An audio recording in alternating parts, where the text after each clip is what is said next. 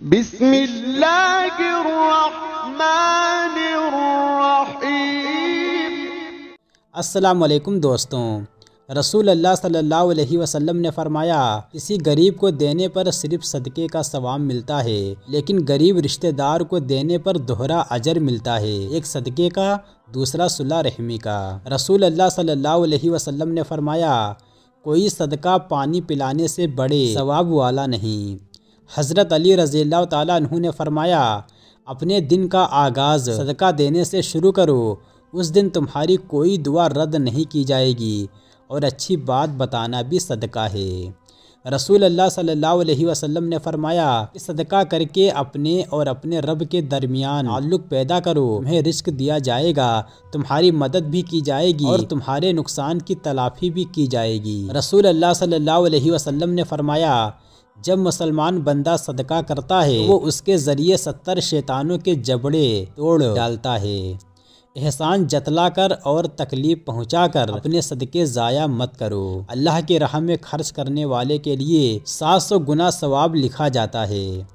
فرمانے باری تعالیٰ ہے تم لوگ اگر اپنے صدقات اعلانیہ دو تو یہ بھی بہتر ہے، تاہم اگر تم چھپا کر دو تو یہ تمہارے حق میں زیادہ بہتر ہے۔ رسول اللہ صلی اللہ علیہ وسلم نے فرمایا تندرستی کی حالت میں آدمی کا 1 درہم صدقہ کرنا موت کے وقت 100 درہم صدقہ کرنے سے افضل ہے۔ جس گھر سے پرندوں، جانوروں اور چینٹیوں کو رزق ملتا رہے اس گھر سے کبھی رزق ختم نہیں ہوتا۔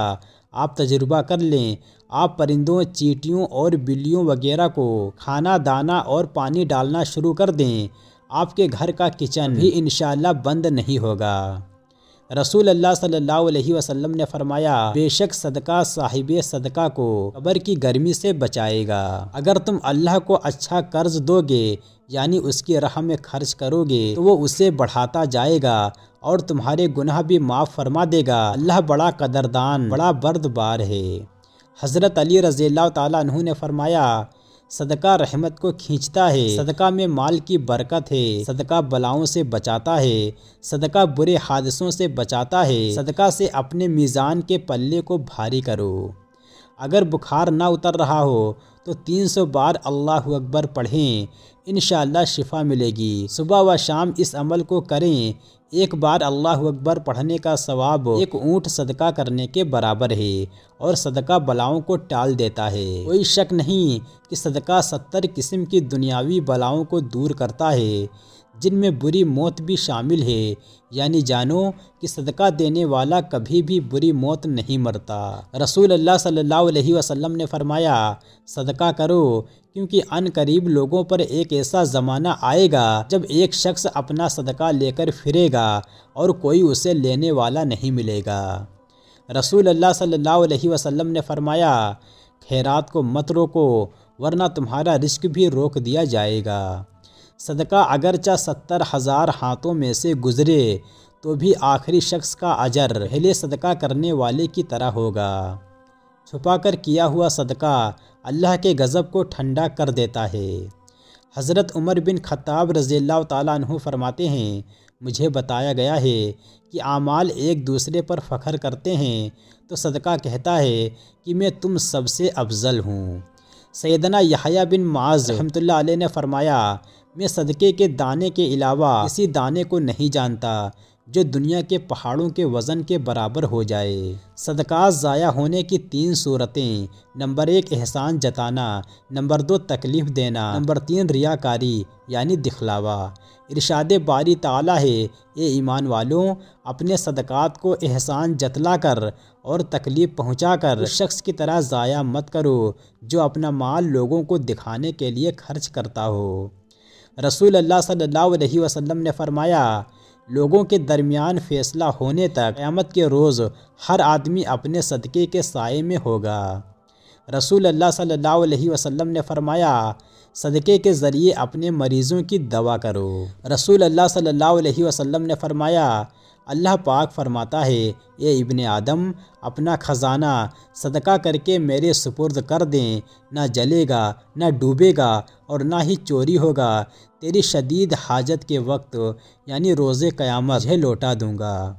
حضرت اسما رضی اللہ تعالیٰ عنہا فرماتی ہیں کہ نبی کریم صلی اللہ علیہ وسلم نے مجھ سے ارشاد فرمایا، خیرات کو مت روکیں ورنہ تیرا رزق بھی روک دیا جائے گا، اور گننے نہ لگ جانا ورنہ اللہ تعالیٰ بھی تمہیں گن گن کر دے گا۔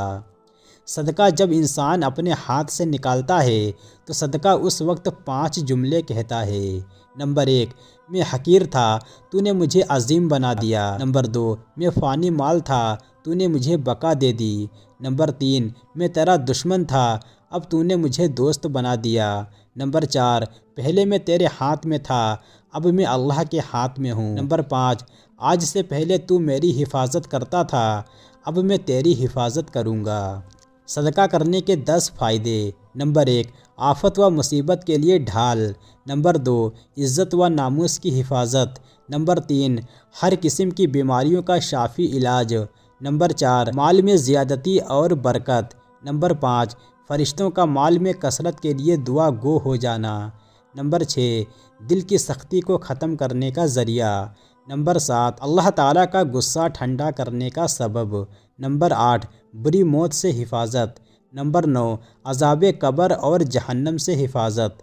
نمبر 10، قیامت کی آگ برستی گرمی میں ٹھنڈا سایہ۔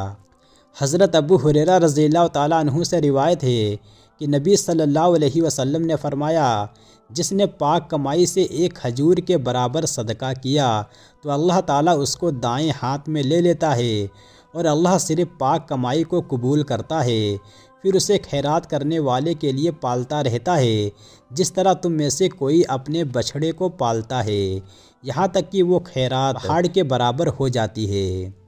حضرت علی رضی اللہ تعالیٰ عنہ نے فرمایا، صدقہ زیادہ کیا کرو، اس سے تمہیں رزق ملے گا۔